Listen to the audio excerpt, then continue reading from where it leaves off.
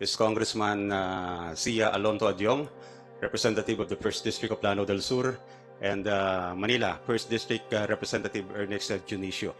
So we have a question. First question natin, sir, is from Pamela of DZMM. Si Congressman Antonio Tino na wag pong i-approve yung hiling ni Congressman Duterte na travel clearance. Do you share po the same sentiment or call?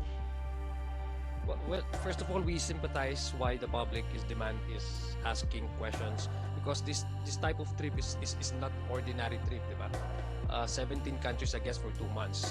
You don't necessarily get this request from any of the members. Normally, pag mga bakasyon kasi, ilang weeks lang. But this is a trip which is, to me, it's not ordinary, no? 17 countries in 2 months. At the time when the public demands that all public officials have to be present, especially we're talking about the ongoing investigation and the fear of the public that some of these names who were mentioned already might use this as a way to evade the investigation. So we sympathize with that kind of apprehension from the public, and we understand that.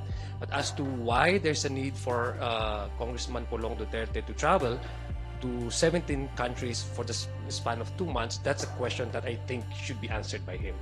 But we do completely understand kung bakit ito ang lumalabas ng mga apprehension ng taong bayan. Cong Ernix? Well, ultimately, I don't know kasi kung nagpasa na ng request. Yeah, if there is, it's up to SecGen to really decide on the merits of the request. And ultimately, it's the SecGen will be deciding on whether to grant or not grant the request.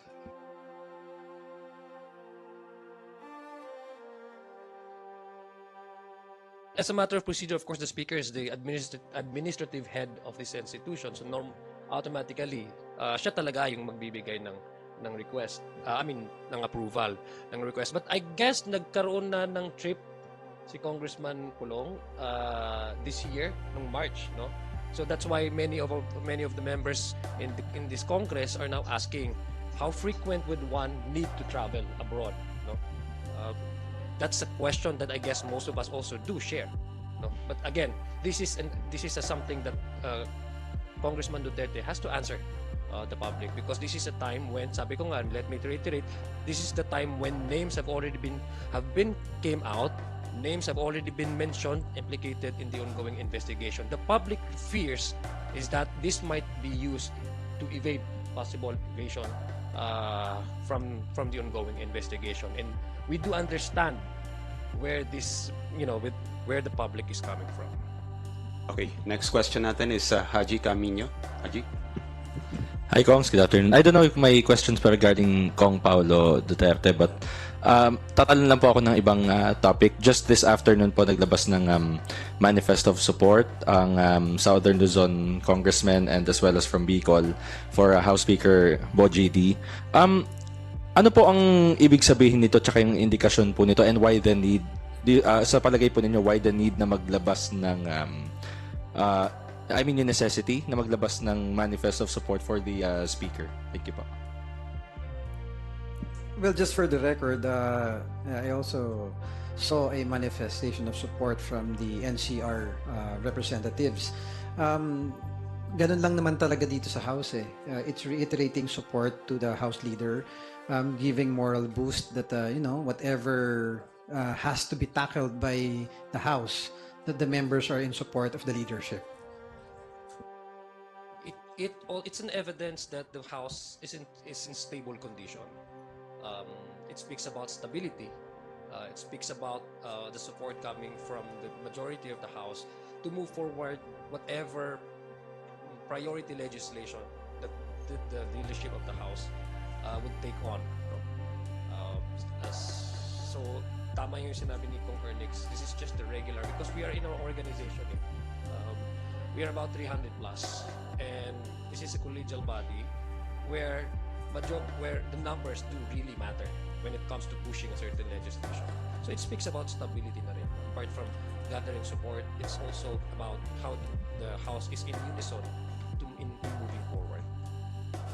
Sorry po, so yung mic po yata ano. Pero nabanggit po ninyo yung priority legislation.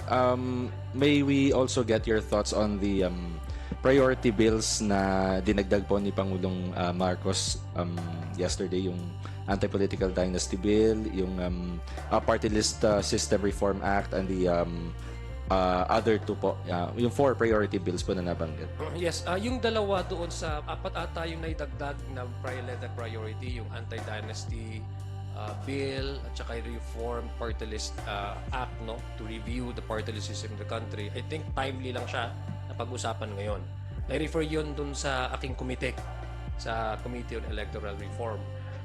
Again, it's not only about the support that these two bills will be, you know, the needed support from this House of Representatives, but it also speaks about yung issue on how to cross over the message to the public that in the current situation that we are in right now, there are two sides of the coin and there are two schools of thought when it comes to allowing a much wider choices for the electorate to choose from every election, because democracy is essentially about having to choose as many candidates as possible. That's one thing that we also need to balance out with attempt to regulate limit the choices of candidates for coming elections. It's timely because I think the public now demands a clarity. Saan ba talaga papunta ang bansa natin? Kasi may basis naman talaga din sila sa issue ng political dynasty kasi nasa saad sa Constitution. So, ang bilang isang chairman ng committee ng electoral reform, sabi ko nga, it's timely for us to understand really, no, paano ba talaga ang definition ng political dynasty. That's why I am planning to not only settle with committee hearings, but I'm planning to give back the right of the people to have a sense of ownership over the process. Kaya mas maganda rin na magkaroon ng mga public consultation. But as far as the House is concerned, sabi ko nga, it's not just a matter of support because alam ko, merong 11 na versions na ngayon naka-refer na sa aking komite. At normally kasi nagkakaroon ng medyo debate kung ang minority ay hindi sang-ayon sa pinupush ng mayorya. In this case, pareho ang nagpupush, ang minorya at saka ang majority at saka minority. So in terms of having it pass the hurdles, legislative mills of these two legislation is concerned, I don't see any reason na magkakaroon ng problema. Feeling ko, papasa talaga yan sa House of Representatives. Yeah. Kong Ernix. Thank you. Just to give my 2 cents worth, I think matagal na yung may mga proposal na anti-dynasty or whatnot, may mga iba-ibang laws. But I think what the President did, we commend and salute the President na nilagay niya as a priority, especially the anti-dynasty bill, na it sends a very strong signal that the Malacanang and the President is really pushing for this. Now, having said that, malaki magiging influence din yan sa mga representatives that there's a big support from the palace, from the president, and we do believe that it's high time na magkaroon na nito. But the real question is, ano bang klaseng version? Marami kasing proposal na version what's accepted and what is not. So it really needs a thorough deliberation from the House members. Yun talagang dapat na will really give proper change for our government and our system, hindi yung masabing nagpasalang. No, it really has to change for the better for our country. And we really salute President Bongbong Marcos for saying that this will be a priority by Malacanang. May timeline na po ba, Kong Zia? Yung pagtalakay ng anti-political dynasty sa committee po ninyo? Yes, sabi nga tama yung sinabi ni Kong Ernix, dadagdagan ko lang. Kaya nga kailangan natin, sa aking palagay, kailangan talaga bumaba sa ground. Kasi itong sinasabi niya na political anti-dynasty, it will not only change the political landscape, it will also limit the choices of people to elect their leaders, di ba? So it would definitely have a bearing, the effect in every elections that we will be holding, assuming that this bill becomes a law. So bababa talaga tayo sa ground kasi maraming mga versions maraming version. So, kailangan natin malaman, maintindihan ng taong bayan at kung ano ang acceptable talaga sa kanila. Number 2, as to the timeline, I was anticipating sana na this December magkaroon ng preliminary deliberation.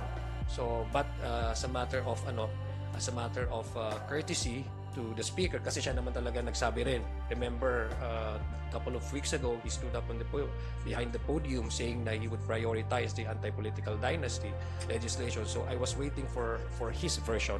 Kung di ako nagkakamali, kaninang umaga o kanina lang, nag-file na po sila ng kanilang version ni Majority Leader. So ngayon ngayon ba si Majority Leader or si Speaker? I could, but that was the information that I gathered. I'm not so sure about that. You can check my information. But it was actually they are about to file or they have already filed. The speaker has already filed his version. So yun lang inaantay natin. So by January, I guess that would be third week of January ang schedule natin. Para mag-start na tayo ng preliminary na discussion on the anti-political dynasty. And we will consolidate all the various versions of this bill.